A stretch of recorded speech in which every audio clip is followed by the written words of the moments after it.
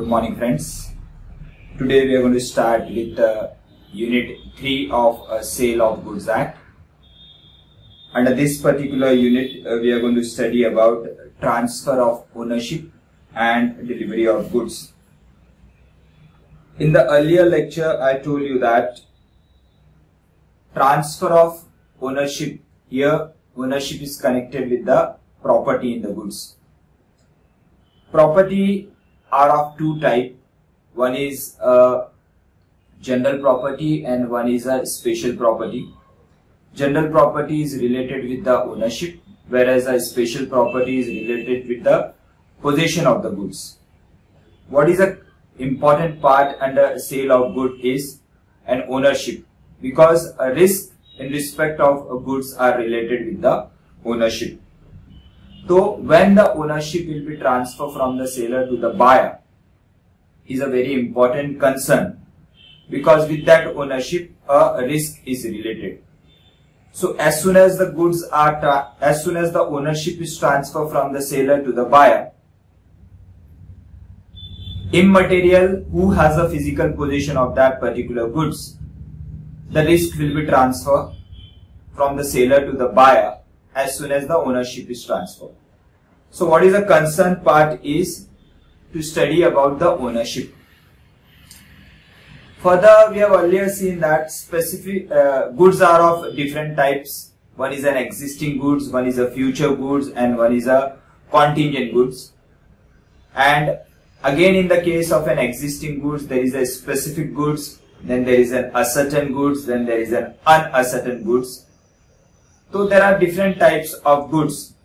So in case of a different types of goods, ownership will be transferred at different moment. And as the ownership is transferred at different point of time, the risk will also be transferred at different point of time. So that is a point of study for today's lecture. We'll just go through that on your screen. You can refer that. Transfer of ownership and delivery of goods. Transfer of ownership. We are going to study about transfer of property, meaning and rules. Transfer of property, here we are studying about a general property. That is, we are studying about an ownership. It is immaterial who has a physical possession. There is a possibility that general property may with one person and physical property, that is a special property, may be with the other party.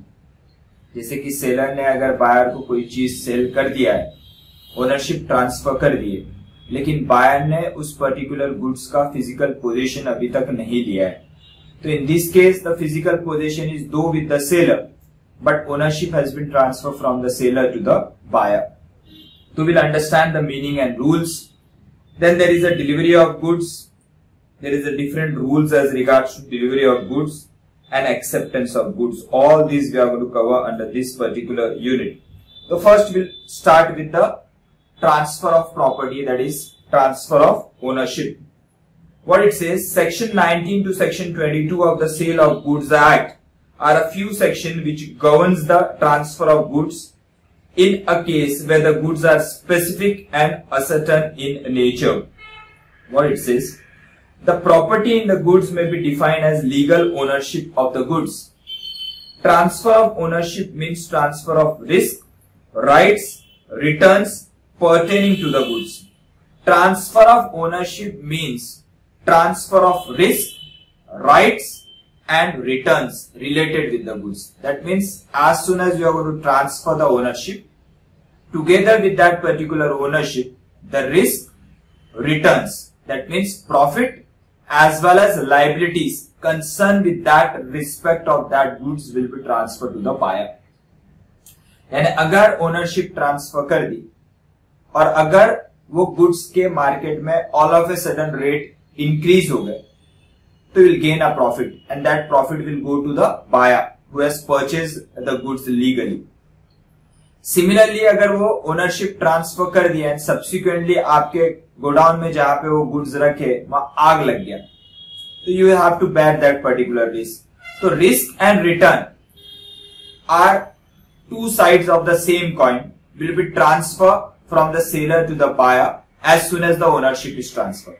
तो ownership जैसी seller से buyer के पास जाएंगी, उससे related risk और returns भी buyer को ट्रांसफर हो जाएंगे.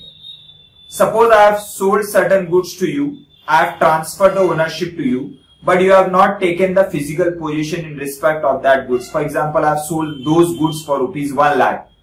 लेकिन आपने मुझे बोला कि आप उसकी डिलीवरी 3 दिन बाद में लोगे, एंड सब्सिक्वेंटली एक और पर्सन परचेस करने आता है और वही गुड जो आपने 1 लाख रुपए में परचेस किए, उसके 1.5 लाख रुपए वो डिमांड कर, वो 1.5 लाख रुपए देने तैयार है. तो I will consult you and I will ask you first कि आपने जो गुड्स लिए है उसका एक और बायर अवेलेबल है जो 1.5 लाख रुपए में वो गुड्स लेने तैयार है. और अगर आप बोलते हो कि ठीक है उनको सेल कर दो, तो वो 50,000 रुपीज जो एक्स्ट्रा प्रॉफिट आएगा वो आपका रहेगा, ना कि मेरा, बिकॉज मैंने वो ओनरशिप आपको ऑलरेडी ट्रांसफर कर दी है. तो इस गुड्स से रिलेटेड बेनिफिट्स भी आपके, उसी तरह उस गुड्स से रिलेटेड रिस्क भी आपका. सब्सिक्वेंटली अगर गुड्स डिस्ट्रॉय हो जाते हैं without the negligence of the seller, then the risk will be borne by the buyer. So as soon as the ownership is transferred from the seller to the buyer, the risk and returns related with those goods will be transferred from seller to the buyer. Further what it says, the term property in the goods must be distinguished from the term possession of the goods. I told you that there are two types of property. One is a general property and one is a special property. Both are different. General property relates with the ownership, whereas special property relates with the physical possession of the goods. The term property in the goods means the ownership of the goods, where the term possession of the goods simply means the custody of physical control over the goods. That is nothing but a special property. Goods, we have seen that there are three types of goods. One is a specific goods, one is an ascertain goods, and one is an unascertain goods. Any goods which are identified, agreed upon at the time of contract of sale will be called as a specific goods. एक bulk of goods में से कुछ goods आपने side में निकाले और उसमें से एक गुड अगर आपने परचेस किया है, स्पेसिफिक गुड्स आपने परचेस किया है, आइडेंटिफाइड किया है, तो that particular goods will be called as a specific goods. Lot of goods you have purchase, लेकिन एक बिग लॉट है, उसमें से एक लॉट आपको लेना है, तो that lot, specific lot will be called as an ascertain goods. 1000 items है, उसमें से 200 आइटम्स आपको लेने हैं, तो 200 आइटम्स आपने चूज करके निकाले कि ये 200 स्पेसिफिक आइटम्स मुझे चाहिए. तो वो 200 का लॉट 1000 के लॉट में से जो आपने अलग किया है, वो 200 का lot can be called as an ascertain goods. और वो जो 1000 का लॉट आपके पास ऑलरेडी अवेलेबल था, दैट 1000 का lot can be called as an unascertain goods. I've given you the example, you can refer that. Specific goods, Deepak want to sell his old guitar. He puts an advertisement in the local newspaper with his picture. Make, that means वो कौन से date का बना हुआ है, and other details.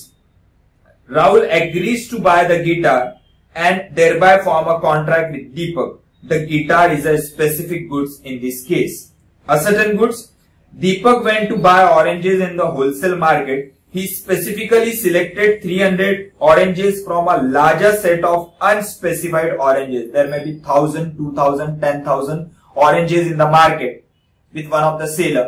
Out of those 10,000 oranges, I have chosen 300 specific oranges. ये 300 का lot मुझे चाहिए. So that 300 oranges can be called as an ascertain good. These 300 oranges will be ascertain goods.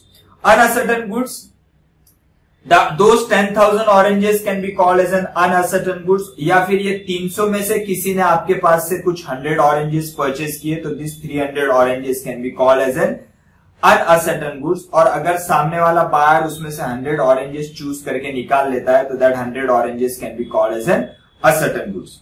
Deepak from these 300 oranges want to sell 100 oranges. However, he does not specify which oranges he want to sell. This is called as a sale of unascertain goods. Fine.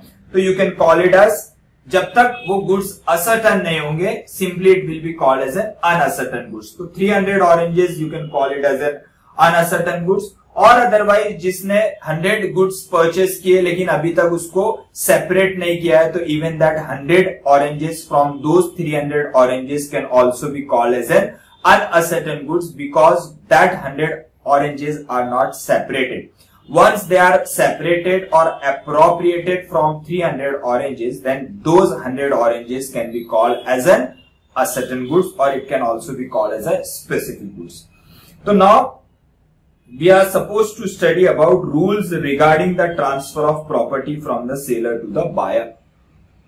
So what is a crux? What is an important part of study is कि ये जो goods है, specific goods है, ascertain goods है, uncertain goods है, इन goods में ownership seller से buyer को कब ट्रांसफर होंगी, क्योंकि उसके बेसिस पे ही डिसाइड होगा कि whether the risk and return related with those particular goods are transfer from the seller to the buyer.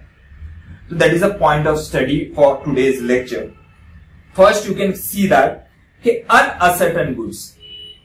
It is very easy to picturize and come to the conclusion that के ownership कब transfer होगा.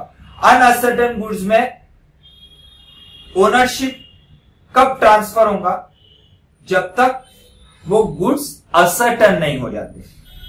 Till then ownership will be written by the seller. जैसा अभी दीपक के case में oranges के example में देखा कि सामने वाले पर्सन ने 100 ऑरेंजेस परचेस किए आउट ऑफ 300 ऑरेंजेस, लेकिन अभी तक वो 100 ऑरेंजेस को सेपरेट नहीं किया है, तो that entire lot of 300 oranges will be called as an unascertain goods. तो ओनरशिप कब ट्रांसफर होगा, जब तक उसमें से 100 ऑरेंजेस अप्रोप्रिएट नहीं हो जाते. तो अप्रोप्रिएट होने के बाद ही जब बायर ग्रीन सिग्नल दे देगा कि हाँ ये 300 में से ये 100 oranges, those 100 oranges can be appropriated either by the seller और आइदर बाय द बायर, और बायर उसको ग्रीन सिग्नल दे देता है कि हाँ ये 100 ऑरेंज मुझे परचेस करने हैं, तो that means the goods are ascertain out of those uncertain goods. तो जब तक असर्टेन नहीं हो जाते goods, the ownership can not be transfer. तो यहां पे क्या बोला है, अगर अनअसर्टेन गुड्स है तो property that is an ownership कब ट्रांसफर होगा.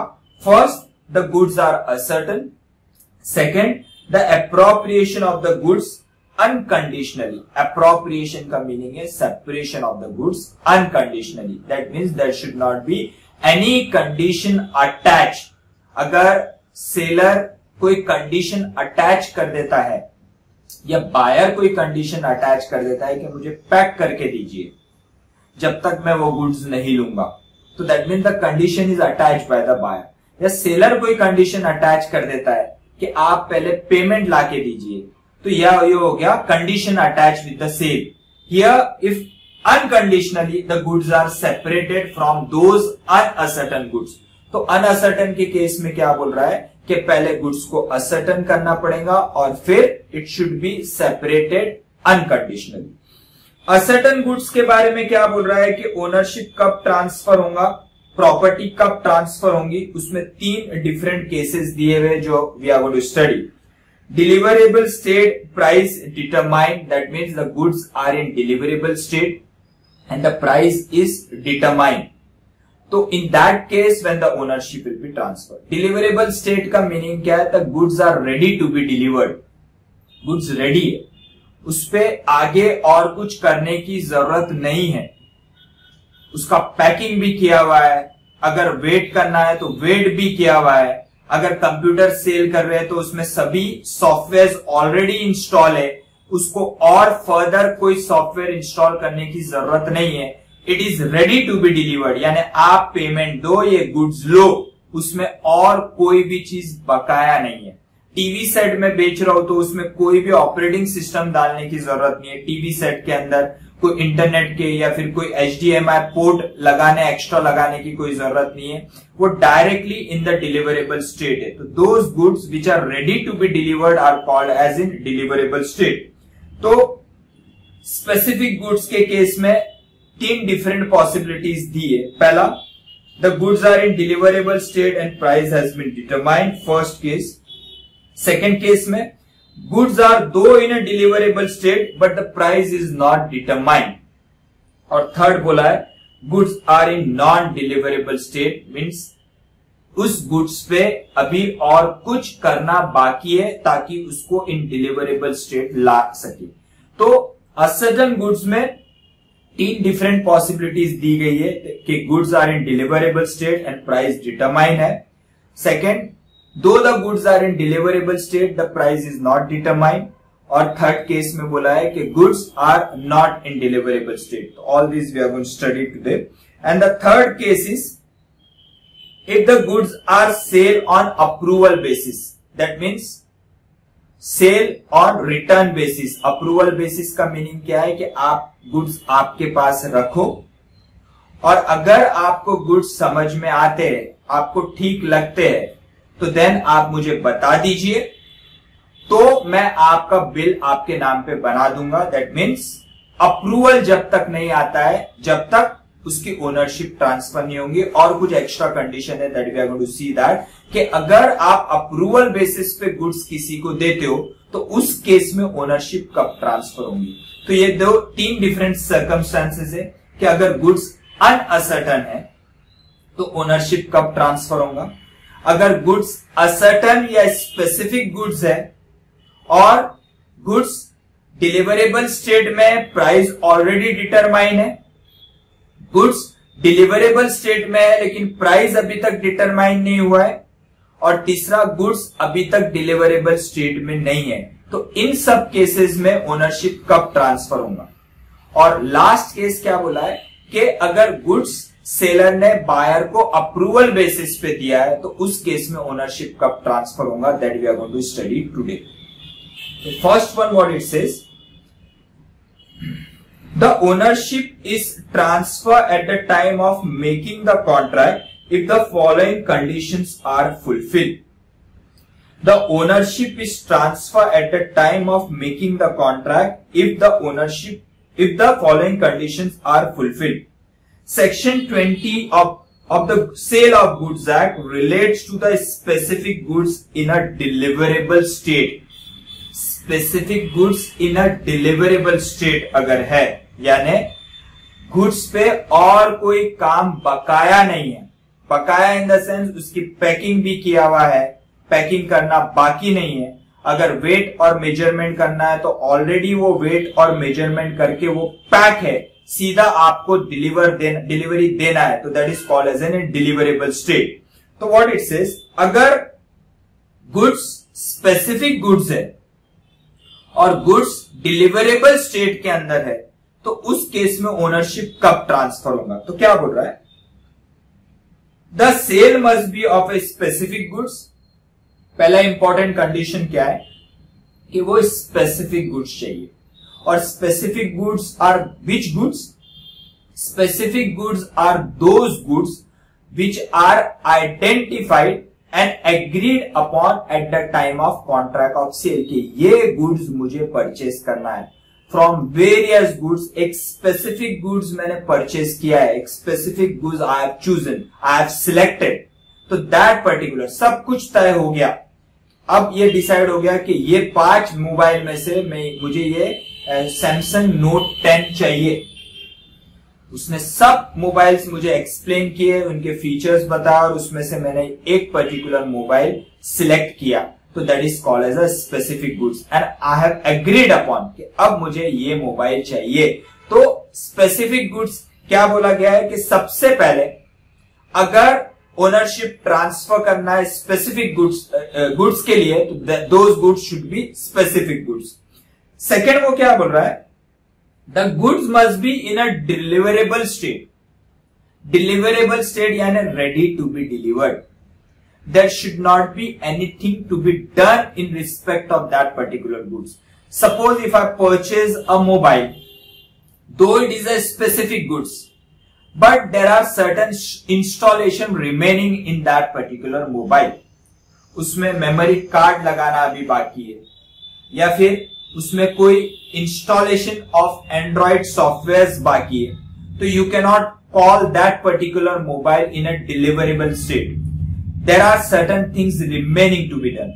However, if nothing has been remaining, everything has been installed, it is a full package mobile, then you can call it as an in a deliverable state. So what it says, the goods are said to be in a deliverable state when they are in such a state that the buyer would under the contract be bound to take the delivery of them. That means nothing has to be done.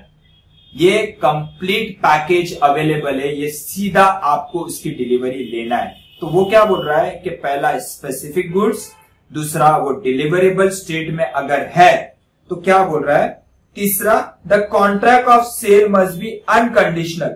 A contract is unconditional in which no condition is imposed regarding the transfer of ownership by the transfer of ownership of the goods.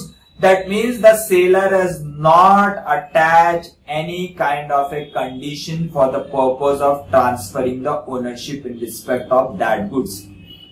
Goods specific goods है, goods deliverable state में, nothing has to be performed, no liability is remaining, no obligation is remaining on the part of the seller, and there is no condition attached by the seller in respect of transferring the ownership. If all these three conditions are satisfied in respect of specific goods, क्या क्या condition?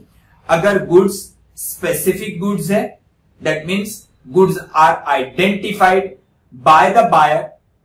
Then second one, goods are in deliverable state. That means no obligation has been remaining on the part of the seller. And third one, there is no condition attached by the seller on the part of the buyer.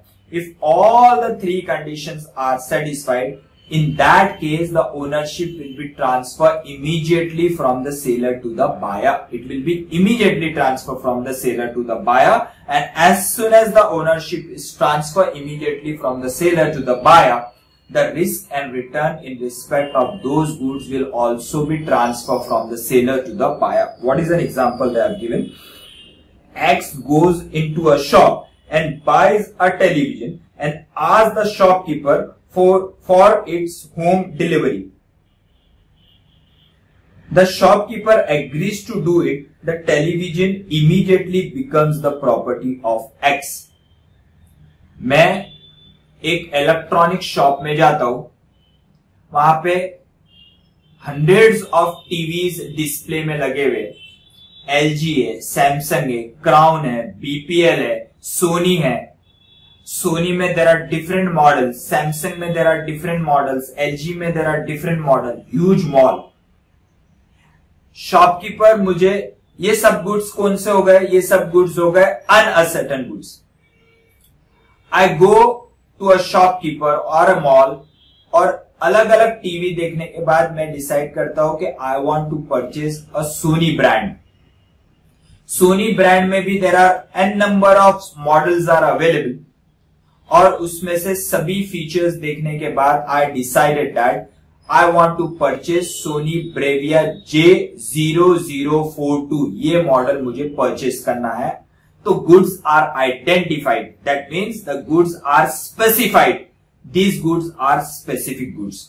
मैंने choose कर लिया और मैंने बोला कि ये goods, इसमें और आप क्या क्या एडिशनल दोगे. वो बोलेगा ये फुल पैकेज है, इसमें और कुछ आपको एडिशनल नहीं मिलने वाला है. ऑलरेडी ये स्मार्ट टीवी है, डायरेक्टली आप इंस्टॉल करिए, plug and play. You insert the plug, on the light, आप इसको प्ले कर सकते हो, इसमें और कुछ नहीं है. That means the goods are in a deliverable state. तो एक particular TV Sony Bravia J0042, that is a specified TV, specific TV.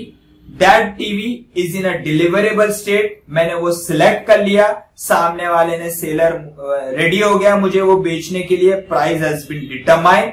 That means the ownership has been transferred from the seller to the buyer.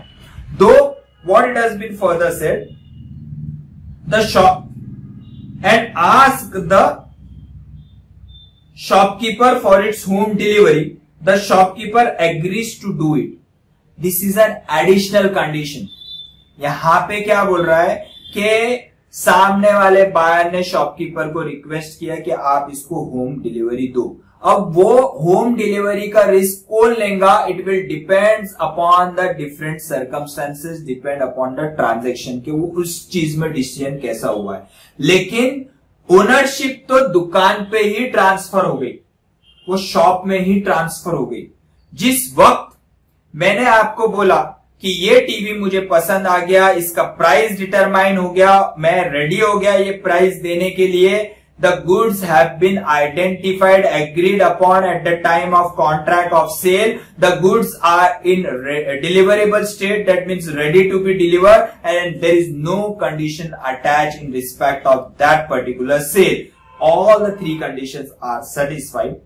The ownership has been transferred immediately from the seller to the buyer, and the risk and return related with those particular goods are also transferred from the seller to the buyer. यहां decide हुआ है कि that TV is for ₹60,000. I said okay fine, मेरे नाम से bill बना दीजिए, तो ओनरशिप ट्रांसफर हो गया। इन द मीनवाइल एक और पर्टिकुलर बायर आता है, वो मुझे देखता है कि मैंने ये टीवी परचेस किया, वो बोलता है कि हाँ मुर्तजा ने टीवी परचेस किया है तो ये टीवी में कुछ ना कुछ तो बात होगी, तो वही टीवी वो डिमांड करता है सामने वाले सेलर को, मुझे भी सोनी ब्रेविया J0042 ही चाहिए। लेकिन सामने वाला शॉपकीपर बोलता है कि ये टीवी का एक ही मॉडल था, एक ही टीवी अवेलेबल है, दूसरा है नहीं, दूसरा टीवी कम से कम 2 महीने बाद आएगा, अभी लॉकडाउन है तो ये टीवी मैन्युफैक्चर नहीं हो रहा है, डिलीवर्ड नहीं हो रहा है। अब उसको तो यही टीवी पसंद आ गया, वो बोलता है नहीं साहब मुझे तो यही टीवी चाहिए, 60 के बदले में 70,000 रुपए ले लो, लेकिन मुझे तो यही टीवी चाहिए। Now the thing is, I and that buyer are sitting at the same platform, एक ही दुकान पे खड़े, टीवी सेलर के पोजीशन में है, लेकिन ओनरशिप मेरी हो गई है, क्योंकि वो स्पेसिफिक गुड्स था, गुड्स डिलीवरेबल स्टेट में था और अनकंडीशनल ट्रांसफर है, वहां पे कोई भी कंडीशन अटैच नहीं थी, तो ओनरशिप इमीडिएटली सामने वाले सेलर से बायर के पास ऑलरेडी आ चुकी है। 2 महीने अभी तक पेमेंट नहीं दिया, पेमेंट का कंडीशन की बात नहीं है, यहां पे ओनरशिप ट्रांसफर, मैं ऐसा तो देने वाला हूं after you are going to prepare the bill, या फिर ऐसा डिसाइड हुआ है कि आप घर पे होम डिलीवरी दे दो, मैं घर पे पेमेंट दे दूंगा आपके आदमी को, तो दैट पेमेंट का बात नहीं है, ओनरशिप इमीडिएटली ट्रांसफर हो गई। एक और सेकंड बायर खड़ा है, वो बोलता है कि मुझे भी ये टीवी चाहिए, मैं 70,000 रुपए देने तैयार हूं, तो ये जो 10,000 रुपए का जो प्रॉफिट हो रहा है वो किसका रहेगा, सेलर का कि बायर का? पाविन आंसर में, ये प्रॉफिट किसका रहेगा? ऑब्वियसली वो प्रॉफिट मेरा रहेगा, क्योंकि ओनरशिप सेलर से बायर को आ गई है। तो अगर वो 70,000 रुपए यही टीवी के देने तैयार है, तो 10,000 रुपए का जो मार्जिन है, वो प्रॉफिट है, गेन है, वो मेरा है, ना कि वो particular. Though the seller as the possession of the goods, the ownership in respect of those goods has been transfer from the seller to the buyer, hence the risk and return related with that particular goods also belongs to the buyer। तो इस case में 10,000 rupees का profit मेरा है, ना कि shopkeeper का। Clear with that? Similarly उससे रिलेटेड रिस्क भी मेरे हैं।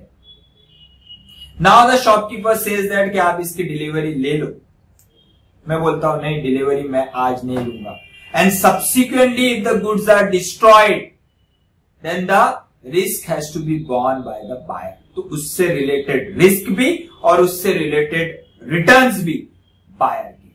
तो जहां पे स्पेसिफिक गुड्स है, goods are in a deliverable state and there is an unconditional transfer, in that particular case the ownership will be transfer immediately from the seller to the buyer. तो this is a case of a specific goods.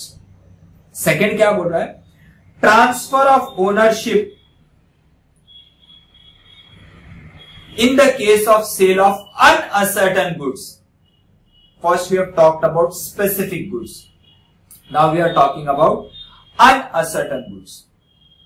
Uncertain goods, a bulk of goods available. तो सवाल ही नहीं उठता है कि उसमें buyer को ownership मिलेगी, क्योंकि अभी तक तो असर्टन नहीं हुए हैं गुड्स, सिलेक्शन नहीं हुआ है गुड्स का। तो जब तक ये सब फॉर्मेलिटीज कंप्लीट नहीं हो जाती है, how the ownership will be transfer. जैसे एक मॉल में थाउजेंड्स ऑफ टीवीज लगे हुए, and the moment you enter, आप सोचते हो, आप बोलते हो, आपकी काली जबान है, आपने बोला कि अगर इस मोमेंट पे अर्थक्वेक आ गया तो क्या होगा। मैंने ऑलरेडी बोला आपकी काली जबान है, अर्थक्वेक आ गया, पूरे टीवी गिर गए, तो किसका रिस्क है? ऑब्वियसली शॉपकीपर का रिस्क है, क्योंकि गुड्स आर अनअसर्टन। मैं तो टीवी लेने गया था वहां पे, लेकिन अभी तक मेरी कुछ आगे बात नहीं हुई, अभी तो सिलेक्शन प्रोसीजर चालू है। टीवी गिर गया, रिस्पॉन्सिबिलिटी सेलर की है, क्योंकि अभी तक ओनरशिप ट्रांसफर नहीं हुई। तो अनअसर्टन गुड्स के केस में ओनरशिप कब ट्रांसफर होगा? तो what it says, the unascertained goods are the goods which are not specifically identified at the time of making the contract of sale, which are not identified. Ascertained goods में, specific goods में the goods are identified, यहां पे goods are not specifically identified. What it says, in the case of sale of uncertain goods, the ownership is transferred to the buyer on fulfillment of the following condition। तो uncertain goods में ownership seller से buyer को कब transfer होंगी? तो वो क्या बोल रहा है, फर्स्ट केस असर्टन। तो पहला पॉइंट क्या कवर करना पड़ेगा, पहला प्रोसीजर क्या करना पड़ेगा कि अनअसर्टन गुड्स में से पहले आपको गुड्स असर्टन करने पड़ेंगे, यानी buyer will select the goods. वो बोलेगा कि मुझे ये स्पेसिफिक गुड्स चाहिए, तो that is first point will be to ascertain the goods. It is the process by which the goods to be delivered under the contract are identified and set apart. It is a unilateral act of the seller alone to identify and set apart the goods. That means the goods will be identified by the buyer. There are n number of goods displayed by the seller to the buyer. Buyer will identify the goods. के bulk of goods में से पहला procedure क्या है? For the purpose of transferring the ownership in respect of uncertain goods, the first part will be, the first procedure will be to ascertain the goods from the uncertain bulk. From the bulk of goods, specific goods or goods, a bulk of goods में से a lot, एक specific lot या एक specific good आपको choose करके निकालना है, तो that is called as a ascertainment. और दूसरा क्या है, उसको सेपरेट करना। सिलेक्शन ही इंपॉर्टेंट नहीं है, उसके साथ साथ सिलेक्शन के साथ साथ उसको अप्रोप्रिएट करना भी जरूरी है। जैसे कि मैंने यहाँ पे बोला कि थाउजेंड्स ऑफ टीवीज लगे हुए, उसमें सोनी ब्रेविया के 100 टीवीज है, और सोनी ब्रेविया में suppose 10 TVs are of specific model J0042, 10 अलग अलग टीवी है, उसमें से आपने 100 सोनी टीवी में से आपने एक मॉडल चूज किया, तो उसको आप बोलोगे असर्टन। क्या बोलोगे? असर्टन। कि मुझे ये जो टीवीज है वो J0042 सोनी ब्रेविया ये मॉडल मुझे चाहिए, तो that means you have ascertain the goods. लेकिन अभी तक उसको अप्रोप्रिएट नहीं हुआ है, वो 10 में से कौन सा आपका है, 10 टीवी में से कौन सा आपका है? तो मैं बोलता हूं टीवी नंबर 5, जो आगे की लाइन से टीवी नंबर 5 जो है, जो J0042 है, वो मुझे आप निकाल के दीजिए। तो सामने वाला उसको अप्रोप्रिएट करके देगा, तो that is called as a separation. It is the process by which the goods to be delivered under the contract are identified and set apart with the mutual consent of the seller as well as the buyer. It is a bilateral act of the seller and the buyer. Bilateral act in the sense it can be separated either by the seller or either by the buyer. That is when you go for एक आप mall में जाते हो तो कुछ goods आप कुछ select करके निकालते हो, तो appropriate even buyer can do that. DMart वगैरह में जाते हो तो अप्रोप्रिएशन कौन करता है? अप्रोप्रिएशन करता है बायर।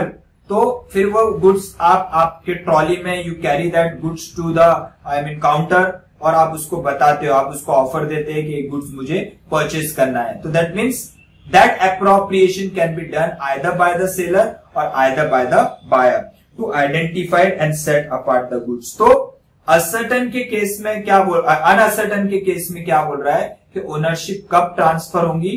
पहला तो अनअसर्टन में से आपको गुड्स असर्टन करना है और दूसरा उस गुड्स में को अप्रोप्रिएट करना है या फिर सेपरेट करना है।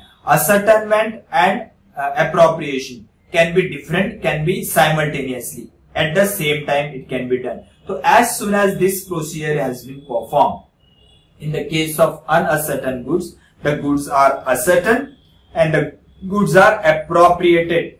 If these two procedures are done, then the ownership will be transferred from the seller to the buyer, and as soon as the ownership is transferred, the risk and return related with those goods are also transferred from the seller to the buyer. फिर से आ जाते हैं आप specific goods के बारे में। First what we have seen कि specific goods है और रेडी टू बी डिलीवर्ड है। स्पेसिफिक गुड्स है, डिलीवरेबल स्टेट के अंदर है, तो ownership will be transfer immediately. Second अपन ने देखा कि अगर गुड्स अनअसर्टन है तो पहले उसको असर्टन करना पड़ेगा, फिर उसको अप्रोप्रिएट करना पड़ेगा, and then the ownership will be transferred from the seller to the buyer. Now again we are coming back to the specific goods. Specific goods का एक case already we have seen कि goods are specific goods. Specific goods are those goods which are identified and agreed upon at the time of contract of sale. तो specific goods है और goods deliverable state में है। ये दो conditions are satisfied. In that case, the ownership will be transferred immediately from the seller to the buyer, provided there should not be any condition attached. Now, what is other cases where though the goods are specific, लेकिन deliverable state के बारे में कुछ differentiation, या फिर even though the goods are deliverable state में है, लेकिन प्राइस के बारे में कुछ differentiation है, यानी प्राइस या तो डिटरमाइन नहीं है, अभी डिटरमाइन करना बाकी है। तो पहले दो केसेस क्या देखे कि गुड्स स्पेसिफिक गुड्स है और अगर डिलीवरेबल स्टेट में है तो ownership will be transfer immediately from the seller to the buyer. Goods अगर अनअसर्टेन है तो गुड्स को पहले असर्टेन करना पड़ेगा, सेकंड केस में उसको अप्रोप्रिएट करना पड़ेगा, तो ownership will be transfer from the seller to the buyer. Now again we are coming back to the specific goods, लेकिन उसके साथ कुछ चीजें अटैच है that we are going to refer. What it says, where the specific goods are to be put into the deliverable state by the seller, which are supposed to be put in a deliverable state, यानी उस पे कुछ काम करना बाकी है। जैसे कि मैंने आपको यहां पे एग्जांपल दिया कि मैंने सोनी ब्रेविया J0042 परचेज किया। फर्स्ट एग्जांपल में व्हाट वी हैव सीन कि that particular goods was in a deliverable state, that means वो फुल पैकेज था। मैं उस दुकानदार से पूछता हूं कि इसमें और कुछ इंस्टॉलेशन बाकी है क्या, इसमें HDMI पोर्ट कितने हैं, वो बोलता है HDMI पोर्ट 3 है। मैं बोलता हूं इसमें और कुछ नेटफ्लिक्स वगैरह की फायर स्टिक अटैच है क्या, तो वो बोलता है इसमें ऑलरेडी इनबिल्ट है। तो that means he says that कि नथिंग, नो प्रोसीजर, इसमें और कुछ भी परफॉर्मेंस बाकी नहीं है, ये सब फुल फ्लेज एक टीवी है, स्मार्ट टीवी आप ले जाओ, प्लग एंड प्ले, तो उसको आप बोलोगे डिलीवरेबल स्टेट के अंदर। यहां पे क्या बोल रहा है, goods are to be put into the deliverable state. Put into the deliverable state का मीनिंग है कि कुछ ना कुछ तो बाकी है। इस पर्टिकुलर टीवी को डिलीवरेबल स्टेट में लाने के लिए there is something to be done. तो जब तक वो चीजें सेलर के बिहाफ पे नहीं हो जाती है, जब तक वो ऑब्लिगेशन सेलर पूरा नहीं कर देता है और उस ऑब्लिगेशन को पूरा करने के बाद उसका नोटिंग सेलर बायर को दे देता है और बायर उससे सेटिस्फाई हो जाता है, तो then it will be called as it is in deliverable state. जैसे कि इस पर्टिकुलर सोनी ब्रेविया J0042 में I am suppose to give you an additional advantage, additional software operating system कुछ एक्स्ट्रा में लगा के देने वाला हूं, ताकि ये Sony Bravia J0042 apart from working as a television it can also work as a computer. तो यहां पे मेरे साइड से कुछ ऑब्लिगेशंस करना बाकी है। तो ये गुड्स को आप बोलोगे कि अभी वो डिलीवरेबल स्टेट में आया नहीं है, उसको डिलीवरेबल स्टेट में लाने की आपको कुछ ऑब्लिगेशंस पूरी करनी है।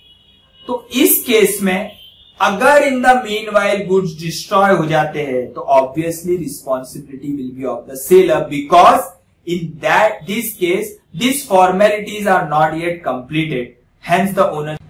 तो first will have to complete the ownership, वो कंप्लीट द फॉर्मेलिटीज।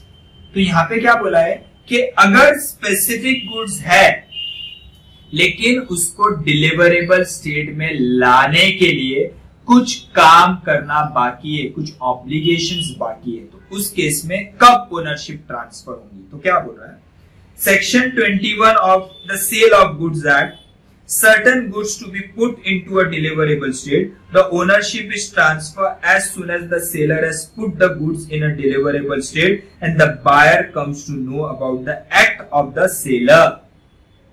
यानी जो फॉर्मेलिटीज बाकी थी वो फॉर्मेलिटीज कंप्लीट की और बायर को उसका नोटिंग करवाया कि देख लो जो करना बाकी था मैंने कर दिया है, कंप्यूटर खरीदना है, कंप्यूटर खरीद लिया, लेकिन उसमें अभी भी टैली का इंस्टॉलेशन बाकी है, टैली सॉफ्टवेयर का।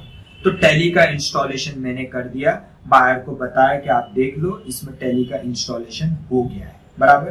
तो यहाँ पे मैंने फॉर्मेलिटीज कंप्लीट कर ली, अब वो ओनरशिप ट्रांसफर करने के लिए रेडी हो गया, बराबर। Where there is an existence of a contract for the sale of specific goods, the property concerned in the transaction will only be passed to the buyer if the seller performs the necessary act and omission कुछ करना बाकी है या फिर वो product में से कुछ चीजें निकालना बाकी है। क्या आप बोलते हो ये मुझे सब नहीं चाहिए, आप मुझे निकाल के दो, इसका आप एक्स्ट्रा चार्ज लगा रहे हो, तो I don't want that, you remove that, तो that is called as an omission. In order to put the goods in a deliverable state, क्यों सब ये फॉर्मेलिटीज कर रहा है? To prepare the goods in a deliverable state. Also, it is mandatory for the seller to notify the buyer regarding the alteration. ये सब करने के बाद seller has to notify the buyer. उसका कंसेंट लेना पड़ेगा कि आपको मैंने जो जो प्रॉमिस किया था वो सब मैंने कर दिया है, आप एक बार गुड्स को चेक कर लो एंड सेटिस्फाई योरसेल्फ। तो नोटिफाई करना जरूरी है। Example, A goes to a mall to buy a smart television from an electronic store. He selects a big fancy smart TV from an electronic section and asks for its home delivery. The manager agrees to deliver it to A's home. However, at the time where he selects the smart TV, it does not have an operating system installed. That means अभी उसमें कुछ चीजें करना बाकी है, किसके side से? Seller के साइड से।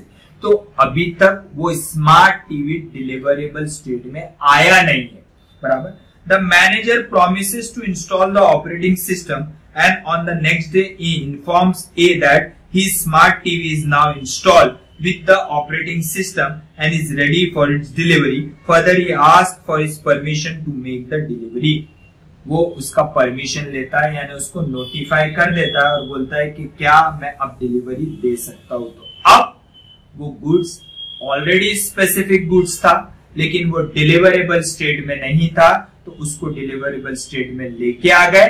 तो again it come back to the first part, goods are specific goods, goods are in a deliverable state, there is no condition attached from the side of the seller on the part of the buyer. In that case, the ownership is transferred immediately from the seller to the buyer. इस case में goods specific थे लेकिन deliverable state में लाने के लिए कुछ formality seller के साइड से बाकी थी, जो फॉर्मेलिटी सेलर ने कंप्लीट कर दी, तो स्पेसिफिक गुड्स डिलीवरेबल स्टेट में आ गए। तो अब इसकी ओनरशिप सेलर से बायर को ट्रांसफर हो सकती है।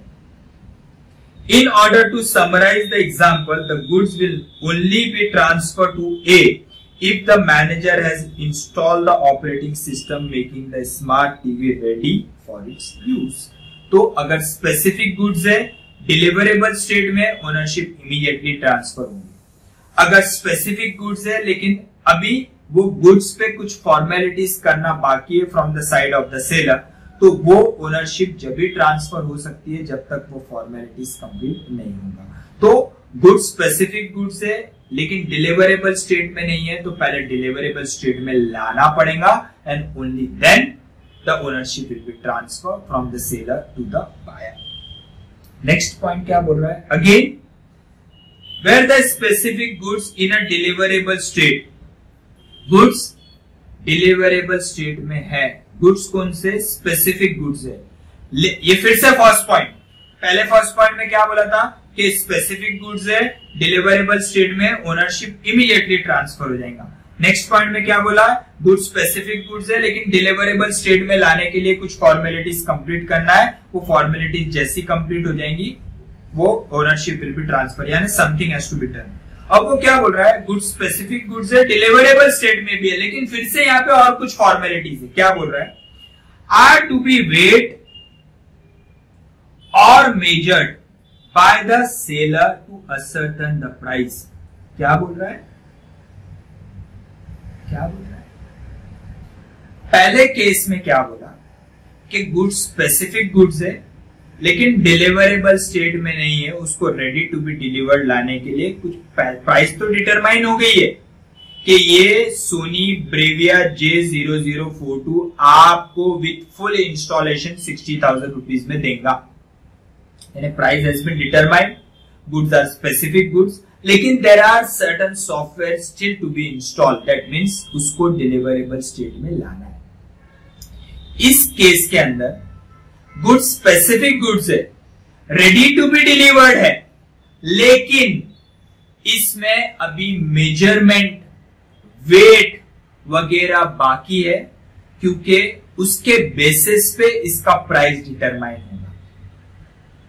पहले केस में प्राइस डिटरमाइन था 60,000 रुपीज का टीवी, इस केस में आपको कौन सी फॉर्मेलिटीज करना है, वो फॉर्मेलिटीज जिसके बेसिस पे उस गुड्स का प्राइस डिटरमाइन होगा।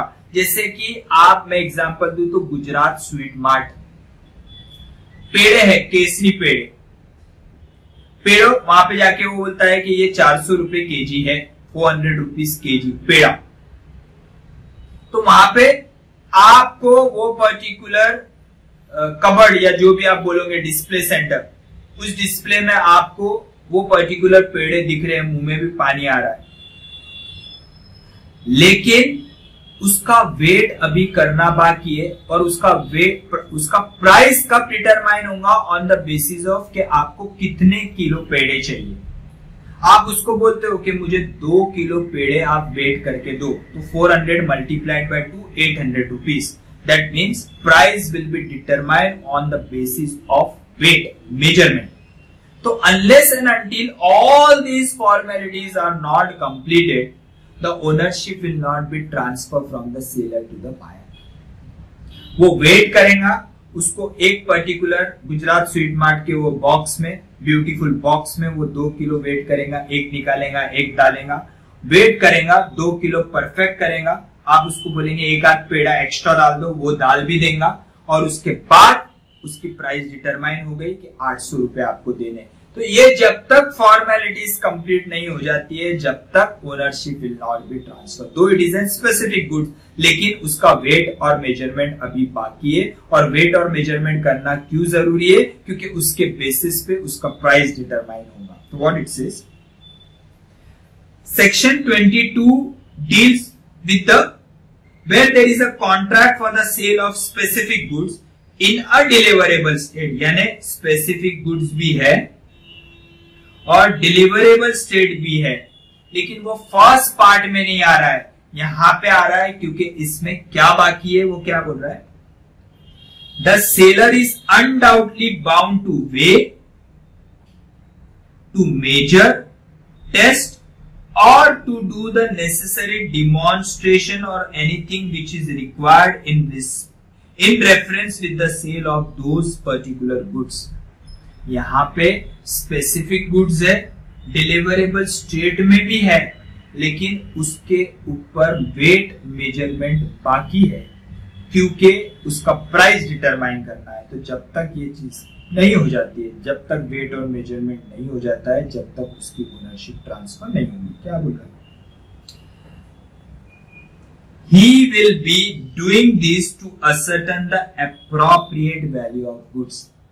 क्यों करना है उसको ये सब? क्योंकि उसके बेसिस पे ही उसका प्राइस डिटरमाइन होगा। मैंने बोला कि 2 किलो मेजर दो, 3 किलो दो, या फिर अगर कोई चीज परचेस करता हो, आप purchase one of the carpet from a shop, तो वो पर्टिकुलर शॉप वाला मुझे वो कारपेट देता है, लेकिन कारपेट कितना लगेगा वो तो उसके मेजरमेंट पे डिपेंड है। वो हॉल का मेजरमेंट होगा, अकॉर्डिंगली वो पर्टिकुलर कारपेट को कट करेगा। जब तक वो कट नहीं, कारपेट का तो एक रोल आता है, that means it is a specific goods, लेकिन उसका वेट और मेजरमेंट अभी बाकी है। तो जब तक ये फॉर्मेलिटीज कंप्लीट नहीं हो जाती है, जब तक उसका प्राइस डिटरमाइन नहीं होगा, और जब तक प्राइस डिटरमाइन नहीं होगा, वो पर्टिकुलर गुड्स का ownership will not be transfer from the seller to the buyer. आगे क्या बोल रहा है? The property in the goods will not pass until such demonstration or particulars are done and the buyer has acknowledged it thereof। तो ये सब चीजें जब तक वो कंप्लीट नहीं करेगा, वो ओनरशिप ट्रांसफर नहीं होगी। The ownership is transferred to the buyer as soon as the seller has done the act of ascertaining the price and the buyer comes to know about this act of the seller। That means he has done the weight, he has done the measurement, price has been determined and it has been conveyed to the buyer। If these formalities are completed, then the ownership will be transferred from the seller to the buyer। तो specific goods के case में पहला what we have seen first, specific goods, deliverable state, unconditional transfer, ownership will be transferred immediately from the seller to the buyer। Second case, specific goods but the goods are to be made in a deliverable state, that means there are certain formalities to be completed as regards to installation or something like that। So these formalities, as soon as it is completed, goods are made in a deliverable state, the goods were already specific goods, ownership will be transferred from the seller to the buyer। Third case, goods are specific goods, they are also in a deliverable state, but there are certain formalities as regards to weight and measurement has to be done, and what is the need to weigh that goods or measure those goods for the purpose of ascertaining the price, and unless and until these formalities are completed, the ownership in respect of these specific goods which were already in deliverable state will not be transferred। Example, A sold carpets to the company which were required to be laid, that means क्या decide हुआ है कि ये carpet मैं आपकी दुकान से form and fabric से परचेज करूंगा, आप मेरे यहाँ आइए, इसको आप इंस्टॉल करके, लेड का मीनिंग है कि मुझे उस पर्टिकुलर एरिया जहां पे ये कारपेट लगाना है उसको चिपका के दीजिए, यानी एफिक्स करके दीजिए। आप आपका ही मटेरियल लाइए, जो भी वो मटेरियल वो कारपेट को आपके वॉल से या फिर जमीन से चिपकाने के लिए लगता है, वो आप लेके आइए और उसको मुझे सब कुछ करके दीजिए। तो दैट मीन्स जब तक ये सब चीजें नहीं हो जाती है, वो कारपेट लाएगा, उसको मेजर करेगा वो एरिया को, एंड अकॉर्डिंगली उसको कट करेगा, कट करके उसको बराबर चिपका के देगा। जब तक ये सब चीजें नहीं कर लेता है, जब तक उसका ओनरशिप सेलर से बायर को ट्रांसफर नहीं होगा। पूरा क्या देखिए, A sold a carpet, that is form and fabric sold carpets to company which were required to be laid। Laid यानी वहां पे एफिक्स करके देना है, वो पर्टिकुलर जो भी प्लेटफॉर्म पे ये कारपेट लगा रहा है, वो कारपेट उस प्लेटफॉर्म पे आपको चिपका के अफिक्स करके देना है। The carpet was delivered to the company premises.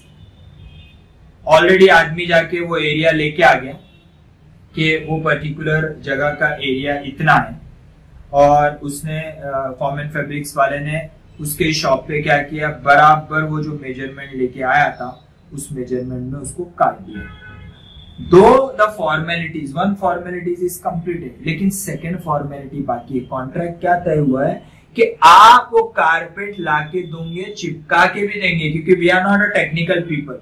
सीधा वो कारपेट लेके हम क्या करेंगे, हमें तो चाहिए कि आप काट के लाइए या फिर हमारे एरिया में आके काटिए, we are not bother about that, लेकिन आपको चिपका के देना पड़ेगा, प्लेटफॉर्म पे अफिक्स करके देना पड़ेगा। यानी यहाँ पे there are certain formalities to be completed on the behalf of the seller. Though it is a specific goods, but there are certain formalities to be completed. लेकिन हुआ क्या? The carpet was delivered to the company premises, but was stolen before it could be led. दुकानदार के आदमी ने क्या किया? वो कारपेट को काट के कंपनी के पास लाया। जिस चीज से उसको उस प्लेटफॉर्म पे अफिक्स करना था वो केमिकल भी लेके आया, एडेसिव भी लेके आया और लाके वहां पे रख दिया और बोला कि 5 बज गए, मेरा टाइम हो गया है आज का, मैं अभी जा रहा हूं, मैं कल आके इसको चिपकाऊंगा। यानी शॉपकीपर या उसके एजेंट ने वो फॉर्मेलिटी कंप्लीट नहीं की। और इन द मीनवाइल क्या हुआ कि बिना कंपनी के नेग्लिजेंस से वो पर्टिकुलर कारपेट चोरी हो गया। तो इस केस में ओनरशिप तो ट्रांसफर नहीं हुई थी, क्योंकि ओनरशिप कब ट्रांसफर होने वाली थी? जब वो कारपेट वो प्लेटफॉर्म पे अफिक्स हो जाता था। तो इस केस के अंदर the risk has to be borne by the seller. आगे क्या बोल रहा है?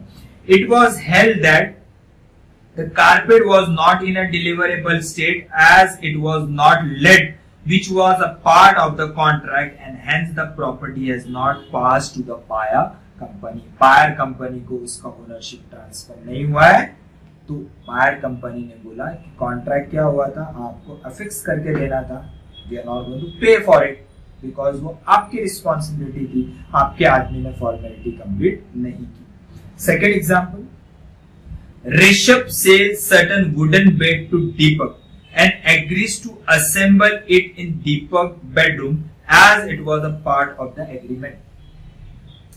दीपक के बेडरूम के अंदर एक बेड लगाना है, तो देयर इज पॉसिबिलिटी दैट के वहीं के वहीं बेड को तैयार कर लो और अफिक्स कर दो। लेकिन आजकल कैसे कॉन्ट्रैक्ट होने लग गए फर्नीचर के केसेस में कि वो अनअसेंबल पार्ट्स पूरे तैयार करके लेके आते हैं आपके पर्टिकुलर घर पे या फिर ऑफिस के अंदर, और वो सब पार्ट बराबर मेजरमेंट के रहते हैं। उसको सिर्फ आपको स्क्रू के साथ अटैच करके वो ढांचा बनाना है। ऑफिस के फर्नीचर का है तो वो कबर्ड्स का पूरा मेजरमेंट लेके जाएगा और उसके पूरे पार्ट अनअसेंबल पार्ट्स आपके यहाँ लेके आएगा और उसको स्क्रू से कस देगा। It will be completed with in 1 or 2 hours. People are avoiding to prepare the furniture at their particular place क्योंकि उसपे कचरा बहुत होता है, कारपेंटर वेस्टेज बहुत करता है। तो nowadays there is a ready to use furniture आ गए। तो रेडी टू यूज फर्नीचर कैसे रहते हैं कि वो जो भी फर्नीचर आपको चाहिए, you need a cupboard, you need a office table, you need a house table, you need a bed, तो they will just take the measurement, take the design, take the measurement कि किस design का आपको bed चाहिए, किस measurement का bed चाहिए, 6x6 का चाहिए, 6x4 का चाहिए, आपके बच्चों के लिए चाहिए, आपके लिए चाहिए। अकॉर्डिंगली दे डिसाइड और उसका मेजरमेंट डिजाइन सब तय हो जाता है। वो पूरा फर्नीचर को अपने पास से पूरा कट करके अनअसेंबल पार्ट्स आपके पास लेके आता है और सिर्फ असेंबलिंग का काम आपके पास करता है। तो ये असेंबलिंग इज वेरी इंपॉर्टेंट, बराबर। तो असेंबलिंग जब तक नहीं होता है, जब तक those goods are not in a deliverable state, though the parts are ready, they are specified, they are everything has been done, लेकिन उसको डिलीवरेबल स्टेट में लाने के लिए there are certain formalities to be completed. So unless and until these formalities are not completed, the ownership will not be transferred from the seller to the buyer. What it says, Rishabh sell wooden bed to Deepak and agrees to assemble it in Deepak bedroom as it was a part of agreement. Rishabh delivers the wooden bed and makes a call to him, informing Deepak that he will assemble the wooden bed next day. That night, the wooden bed gets stolen from Deepak premises. In this case, Deepak will not be liable for the loss since the wooden bed was not passed to him. According to the terms of the contract, the wooden bed would be in a deliverable state only it is assembled. बराबर। तो यहाँ पे क्या बोला गया है कि those assembled part is in a deliverable state, लेकिन उस पे और कोई फॉर्मेलिटीज बाकी है। तो this particular example can be taken for point earlier point also. This point whether specific goods are to be put in a deliverable state. That means here also there are certain formalities to be completed, or this example can be covered with the third part also. That means वहां पे those parts are in specific goods are in deliverable state, लेकिन उसपे कुछ promises बाकी है, कुछ formalities बाकी है. तो that example can be taken for part 3 or part 4 also. So these are some of the cases. So what we have studied, first cases के अगर specific goods है, अगर specific goods है, ready to be delivered है, deliverable state में है और कोई condition attached नहीं है, तो ownership will be transferred immediately from the seller to the buyer. Second case we have seen that के though the goods are specific goods, but the goods are not in a deliverable state, though the price has been determined. So in that circumstances, if the goods are specific goods, price has been determined, but goods are to be made in a deliverable state. So unless and until the goods are not made in a deliverable state, the ownership will not be transferred from the seller to the buyer. Here, which example you have to remember? Example of TV, जहां पे operating system install करना अभी भी बाकी है. तो जब तक वो ऑपरेटिंग सिस्टम इंस्टॉल नहीं हो जाता है, ownership in respect of that particular goods can not be transfer from the seller to the buyer. या फिर you can take the example of wooden furniture, जहां पे वुडन फर्नीचर है, तय हो गया है, प्राइस भी डिटरमाइन हो गया है, लेकिन अभी इंस्टॉलेशन बाकी है. उस केस के अंदर जब तक वो इंस्टॉलेशन नहीं हो जाता है, जब तक उसका ओनरशिप ट्रांसफर नहीं हुआ. कौन से एग्जांपल? सेकंड एग्जांपल में मैं बोल रहा हूं. ये जो एग्जांपल यहाँ पे लिया है, this one, Bishop sell wooden bed to Deepak, this example can be part of the second one. That means the goods are specific goods, but they are not in a deliverable state. They are supposed to be made in a deliverable state. So unless and until the goods are not made in a deliverable state, the ownership in respect of those goods cannot be transferred from the seller to the buyer. और third case क्या बोल रहा है? The goods are specific goods. The goods are in deliverable state. लेकिन उसका wait and measurement अभी करना बाकी है, क्योंकि उसके बेसिस पे उसका प्राइस डिटरमाइन होगा. तो जब तक वो वेट और मेजरमेंट नहीं हो जाता है, जब तक उसका ओनरशिप ट्रांसफर नहीं होगा. यहाँ पे सबसे best example can be taken of in Gujarat sweet mart, जहां पे sweets ready to be delivered है, डिलीवरेबल स्टेट में है, स्पेसिफिक गुड्स है, लेकिन उसका वेट अभी बाकी है, क्योंकि जब तक वेट नहीं होता है उसका प्राइस डिटरमाइन नहीं होगा. तो स्पेसिफिक गुड्स के केस में ये तीन चीजें दी गई है जब उसकी ओनरशिप ट्रांसफर होगी. पहले केस में अगर स्पेसिफिक गुड्स है, रेडी टू बी डिलीवर्ड है, ओनरशिप इमीडिएटली ट्रांसफर हो जाएंगी. सेकेंड केस में स्पेसिफिक गुड्स है, रेडी टू बी डिलीवर्ड नहीं है, तो उसको पहले रेडी टू बी डिलीवर्ड करना पड़ेगा, जब उसकी ओनरशिप ट्रांसफर होगी. थर्ड केस के अंदर गुड्स स्पेसिफिक गुड्स है, रेडी टू बी डिलीवर्ड है, लेकिन उसका वेट और मेजरमेंट करना बाकी है for the purpose of determining the price. तो जब तक उसका वेट और मेजरमेंट नहीं हो जाता है, उसकी ओनरशिप ट्रांसफर नहीं होगी from the seller to the buyer in respect of specific good. Unascertained के केस में ओनरशिप कब ट्रांसफर होंगी? पहले उस गुड्स को असर्टन करना पड़ेगा और उसके बाद उसको अप्रोप्रिएट करना पड़ेगा. जब तक ये फॉर्मेलिटीज कंप्लीट नहीं हो जाती है, ownership will not be transfer from the seller to the buyer in respect of unascertained goods. उसके बाद क्या बोल रहा है? इसके अलावा however the parties may decide to pass the ownership as per the contract. ये सब चीजें तो बराबर बोली गई है एज पर लॉ, लेकिन इसके अलावा भी law has given a liberty to the seller and the buyer के they can decide according to the terms कि इस पर्टिकुलर चीज की ओनरशिप आप कब ट्रांसफर करना चाहते हो. तो वो उनके हिसाब से कॉन्ट्रैक्ट में they are going to include the term and accordingly they are going to transfer the ownership. Though the above conditions which we have studied about specific goods, deliverable state में, non deliverable state में, वो general rule है, लेकिन ये चीजों को side में रख के अगर सेलर और बायर उनके terms, legal terms, own terms decide करते हैं कि लॉ में ऐसा लिखा है, लेकिन we are going to transfer the ownership और the buyer is going to take the ownership only subject to this condition, या फिर seller will say that seller is going to transfer the ownership subject to this particular condition। जैसे कि first example के case में जहां पे बोला गया है कि गुड्स स्पेसिफिक गुड्स से डिलीवरेबल स्टेट में ओनरशिप इमीडिएटली ट्रांसफर हो जाएंगी। वो टीवी सेट में क्या बोला है कि दुकानदार के पास में जाता हूँ, टीवी परचेज करता हूँ, सिलेक्ट करता हूँ, ownership is immediately transfer from the seller to the buyer.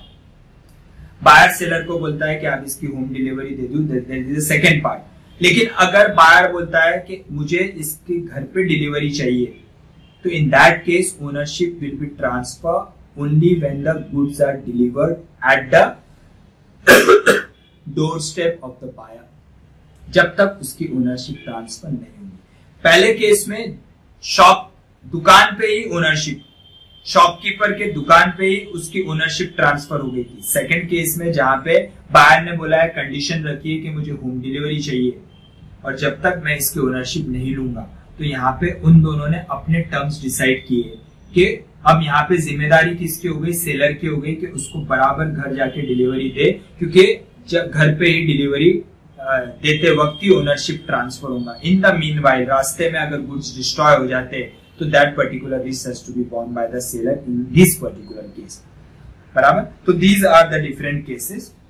Specific goods in a deliverable state without any condition, ownership will be transferred immediately। Goods, specific goods not in a deliverable state, ownership will be transferred when the goods are made in a deliverable state। Goods in a deliverable state, goods are specific goods, goods are in a deliverable state, but weight and measurement has to be done for the purpose of determining the price, so ownership will be transferred when the weight and measurement is done and price has been determined। Then uncertain goods के case में ownership will be transferred only when the goods are uncertain and appropriate। However, apart from this, the buyer and the seller will decide their own terms in the contract and accordingly the ownership will be transferred from the seller to the buyer। Next आते transfer of ownership in case of sale on approval.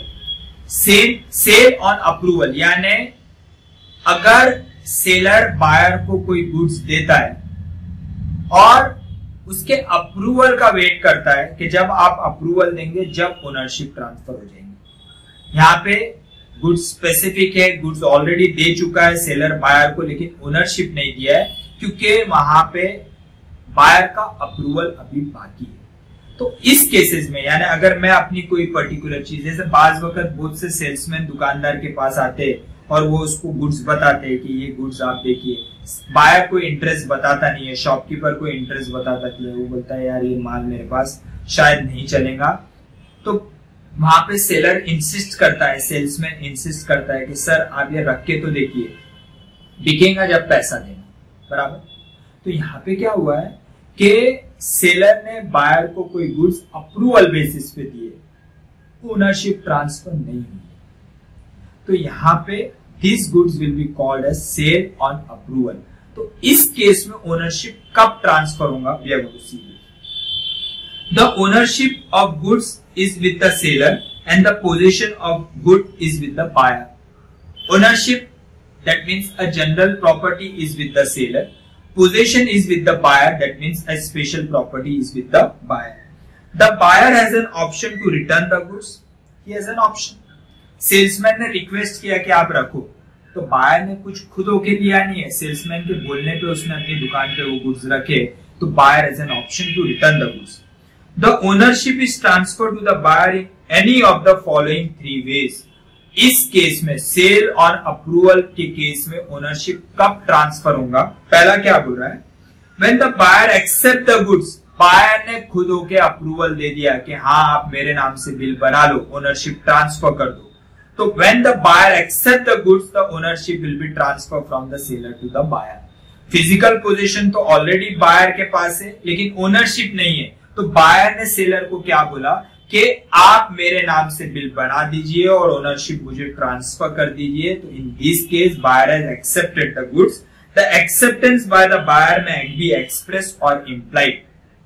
Express in the sense कि अगर buyer expressly seller को बोलता है कि I am ready to purchase the goods, आप bill बनाइए, express acceptance. Implied acceptance, अगर वो पर्टिकुलर गुड्स को बायर यूज कर लेता है खुद के सेल्फ कंजम्पशन के लिए, या वो गुड्स को आगे किसी और को सेल कर देता है जो गुड्स उसके नहीं थे, क्योंकि उसके पास सिर्फ पोजीशन था, ओनरशिप तो सेलर के पास था, ये गुड्स मैंने किसी और को बेच दिए, तो इसको इम्प्लाइड क्या हो रहा है कि मैं वो गुड्स की ओनरशिप लेने के लिए तैयार हूं, तो इस केस में it is called as an implied acceptance. Second क्या बोल रहा है, when the buyer adopts the transaction.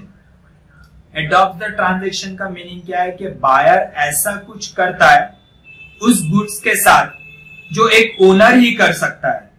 That means वो गुड्स को कंज्यूम कर लेता है, या फिर वो गुड्स को किसी के पास प्लेज रख के उस पे पैसा लोन लेता है।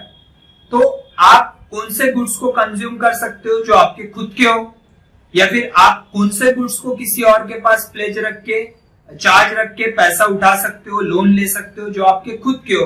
तो यहाँ पे आप एडॉप्ट द ट्रांजैक्शन का मीनिंग क्या है कि आप इनडायरेक्टली सिग्निफाई कर रहे हो कि आप वो गुड्स की ओनरशिप लेने के लिए तैयार हो।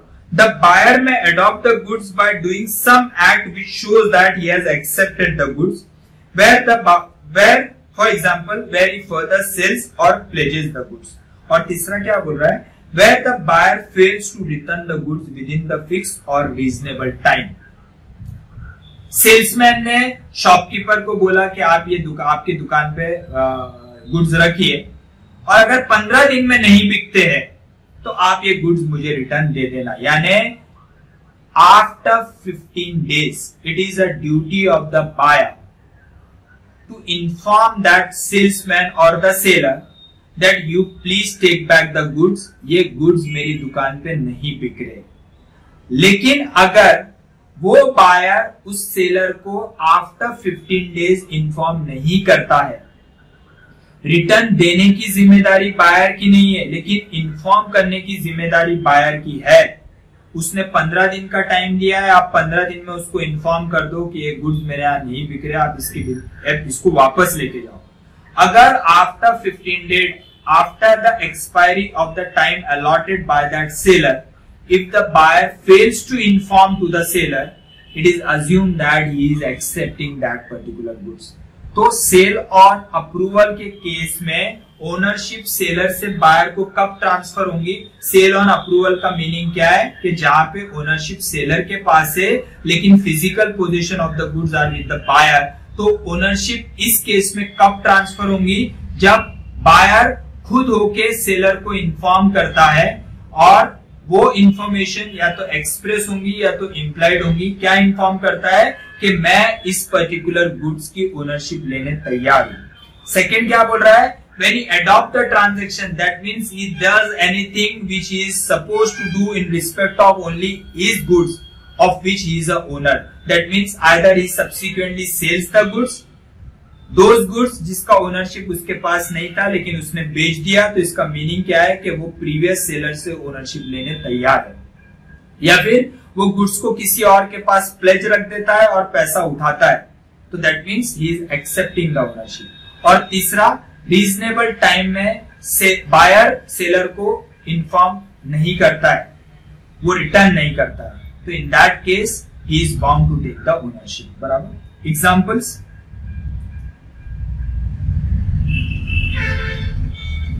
P bought a musical instrument from a musical shop on a condition that he will purchase it if he likes that instrument.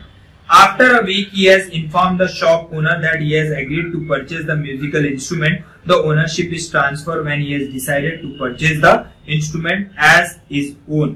A buyer under the contract on the basis of sale or return is deemed to have exercised his option when he does any act exercising domination over the good, showing an equivocal intention to buy, यानी वो ऐसा कुछ उस goods के साथ करता है जो सिग्निफाई करता है कि वो उसकी ओनरशिप पर लेने के लिए तैयार है। Example, if you pledges the goods with a third party, failure और inability to return the goods to the seller does not necessarily imply selection to buy. Failure to return the goods, that means अगर सामने वाले seller ने आपको goods दिए और बोला है कि 15 दिन में अगर गुड्स नहीं बिकते तो आप गुड्स रिटर्न दे देना, तो यहाँ पे बायर का रिस्पॉन्सिबिलिटी सिर्फ इन्फॉर्म करने का है कि वो गुड्स को एक्सेप्ट नहीं कर रहा है। रिटर्न देने की जिम्मेदारी बायर की नहीं है। अगर मैं उसको फोन करके बोल देता हूँ कि जो गुड्स आपने यहाँ मेरे यहाँ रखे आज 15 दिन खत्म हो गए, आप गुड्स को वापस लेके जाओ, मैं गुड्स को ओनरशिप नहीं ले रहा हूँ, मैं गुड्स को एक्सेप्ट नहीं कर रहा हूँ, तो ये इंफॉर्मेशन सफिशिएंट है for the purpose of rejection of the ownership. यहाँ पे मुझे खुद होके वो गुड्स को फिजिकली ले जाके उस सेलर के पोजीशन में देने की जरूरत नहीं है, सिर्फ इन्फॉर्म कर दिया तो सफिशिएंट है कि मैं ओनरशिप नहीं ले रहा हूँ। तो वहां पे वो सेलर आता है नहीं आता है, 3 महीने बाद आता है, 6 महीने बाद आता है, वो उसका प्रॉब्लम है। यहाँ पे आपने जितना टाइम उसने दिया था उतने टाइम में आपने उसको रिजेक्शन दे दिया, वो सफिशिएंट है, एक्चुअल फिजिकल पोजीशन देने की जरूरत नहीं है। A delivered some jewelry to be on sale or return basis. B pledges the jewelry with C. It was held that the ownership of the jewelry has been transferred to B as he has adopted the transaction by pledging the jewelry with C. In this case, he has no right against C. He can only recover the price of jewelry from B. That means आपने मुझे कुछ goods sale on approval दिए थे, वो goods को मैंने किसी और के पास प्लेज रख दिए जिसका मैं ओनर नहीं था, तो इनडायरेक्टली ये सिग्निफाई कर रहा है कि मैं उस गुड्स की ओनरशिप लेने तैयार हूं। Third one, A sends to B a water motor on approval or return in March 2016. B to return it after trial in August. मार्च में कोई गुड्स सेल ऑन अप्रूवल में दिया और बोला कि अगस्त तक आपके पास रखिए, नहीं बिकता तो गुड्स वापस दे देना। The water motor has not been returned within the reasonable time.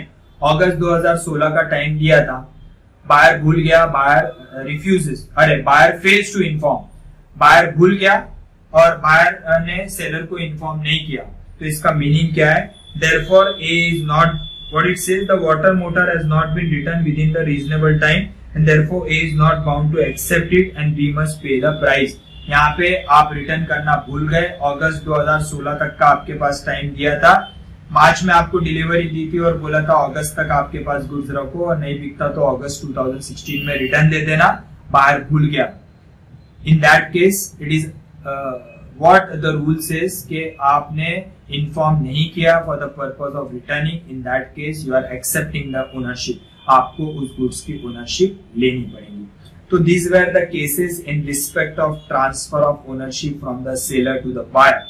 Next topic of study is reservation of right of disposal. Reservation of right यानी ओनरशिप के राइट्स सेलर अपने पास रिजर्व रखता है, कुछ कंडीशन अटैच करता है कि ये कंडीशन अगर बायर सेटिस्फाई करेगा तो only then the ownership will be transfer from the seller to the buyer. That is called as a reservation of right of disposal. This we are going to refer in the next lecture.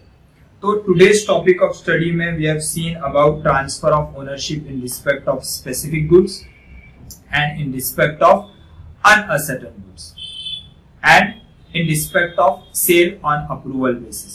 Specific goods में बोला गया है कि अगर goods specific goods है, deliverable state में ownership immediately transfer हो जाएंगी. गुड्स डिलीवरेबल स्टेट में कुछ लाने के लिए फॉर्मेलिटीज कंप्लीट करनी है, तो ओनरशिप कब ट्रांसफर होंगी? जब वो फॉर्मेलिटीज कंप्लीट हो जाएंगी. तीसरे केस में गुड्स स्पेसिफिक गुड्स है, गुड्स डिलीवरेबल स्टेट में भी है लेकिन वेट एंड मेजरमेंट उसका बाकी है for the purpose of determining the price. तो वेट और मेजरमेंट जब तक नहीं होता है जब तक उस गुड्स की ओनरशिप ट्रांसफर नहीं होगी. अनअसर्टेन गुड्स में ओनरशिप कब ट्रांसफर होंगी?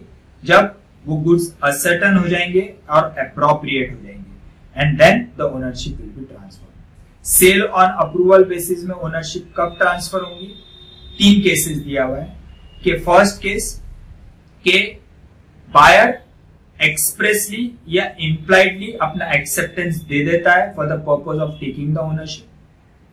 सेकेंड केस में he adopts the transaction, that means he does anything with respect of those goods of which he is not a owner, which will indirectly signify that he has accepted the ownership. That means he consumes the goods, or otherwise he sells the goods, or otherwise he pledges the goods with some other party. He indirectly signifies that he is ready to accept the ownership. In the third case, if he fails to return the goods within the reasonable time or within the time allotted by the seller. In all these cases, the ownership will be transferred from the seller to the buyer. Further, risk and return are related with the ownership. As soon as the ownership is transferred from the seller to the buyer, the ownership will be risk and return is related with the ownership. So as soon as the ownership is transferred, risk and return will also be transferred from the seller to the buyer. Apart from this, there may be certain terms mutually decided between the seller and the buyer when the ownership has to be transferred. In that case, उसी terms and conditions पे ownership will be transferred from the seller. I hope you have understood the concept of transfer of ownership in respect of different kind of goods. Still, if you have any doubt, please speak me. Bye everyone.